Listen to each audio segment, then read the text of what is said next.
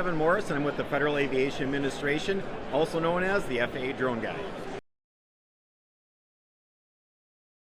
Sure, so remote identification or remote ID is our way to help to secure and ensure safety in our national airspace with drones.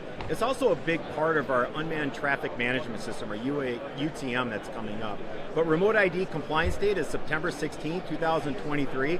However, we just announced this morning that we're considering some options due to feedback we're hearing from industry with some of the issues in obtaining remote ID broadcast modules or standard remote ID drones. So watch for the FAA to announce a little bit more in the coming days.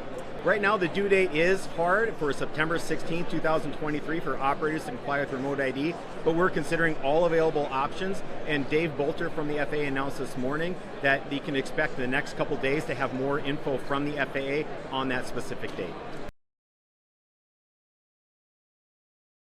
Sure, so as I mentioned, remote ID is part of our building blocks towards UAS traffic management. And this is all part of our larger plan of integrating drones into our national airspace system.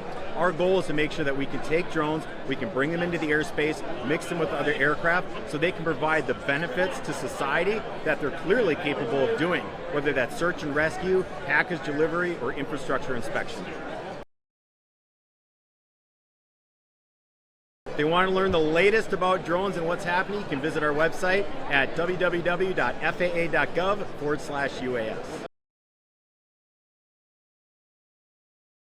Well, we did also announce this morning the approval of 2 additional beyond visual line of sight exemptions.